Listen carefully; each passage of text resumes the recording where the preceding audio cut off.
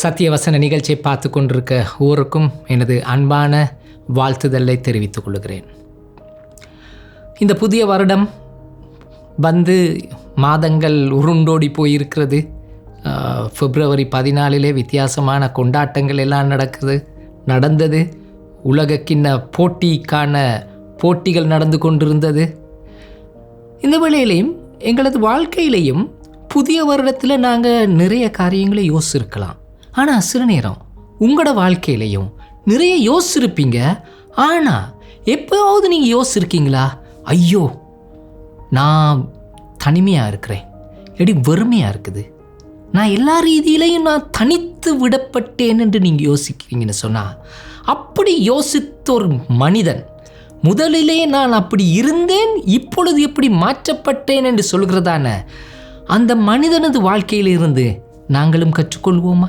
ஆதியாகமம் 32:10 அடியேனுக்கு தேவரீர் காண்பித்த எல்லா தயவுக்கும் எல்லா சத்தியத்துக்கும் நான் எவ்வளவேனும் பாத்திரன் அல்ல.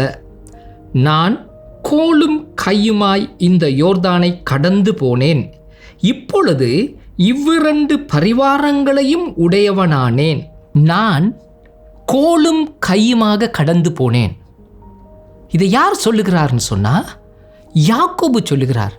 தனது வாழ்க்கையிலே அந்த யோர்தானை கடந்து வருகிற வேளையிலே அதற்கு முன்பதாக அவர் எப்படி கடந்து போனான் என்று சொல்கிறேன்னா, கோலும் கையினா அவர் என்ன தெரியுமா சொல்கிறார்? வெறுங்கையாக தான் போனேன்.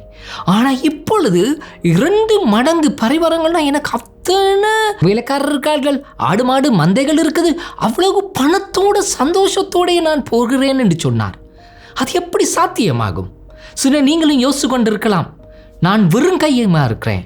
திருமணம் முடிச்சிருக்கலாம், வீட்டில் அநேகர் குடும்பத்தவர்கள் இருக்கலாம், சபைக்கோ இல்லாட்டி நீங்கள் ஆலயங்களிலே மற்றவர்கள் மத்தியிலே வழிபடுறவங்களா இருக்கலாம். சிலர் அநேகரோடு நீங்கள் வேலை செய்து கொண்டிருக்கோம் ஆஃபீஸில். ஆனால் சில வேளையிலே தனித்து விடப்பட்டவர் போல் நீங்கள் உணரலாம்.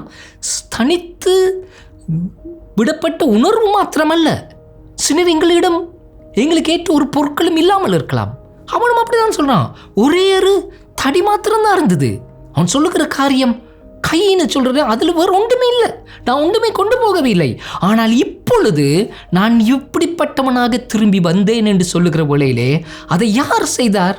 தேவன் செய்தார் என்று சொல்லுகிறார். யாக்கோபு தனது தாய் தகப்பன் சொந்த ஊரை விட்டு பயத்தோடே அவன் இன்னொரு இடத்துக்கு அவன் போக வேண்டி ஏற்பட்டது. சிலர் உங்களோட வாழ்க்கையிலையும் இருக்கலாம். வேறு இடங்களிலே போய் செய்து வேலை செய்கிறவங்களா இருக்கலாம், புதிய தொழிலுக்கு போனவங்களா இருக்கலாம், சில நேரம் திருமணம் முடித்து புதிய வீட்டுக்கு போயிருக்கலாம், சில நேரம் அதுக்கு எதிரான எங்களோட பிள்ளைகள் எங்களை விட்டு போய் நாங்கள் ஒரு புதிய சவாலுக்கு முன் கொடுத்து கொண்டிருக்கலாம். மறந்துடாதீங்க, எங்களுக்கு ஒன்றுமே இல்லாமல் இருக்கலாம்.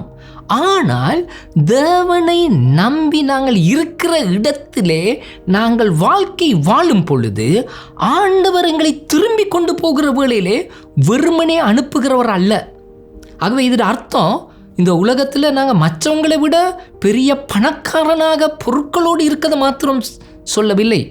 பொருட்களையும் தேவன் எங்களுக்கு கொடுப்பார்.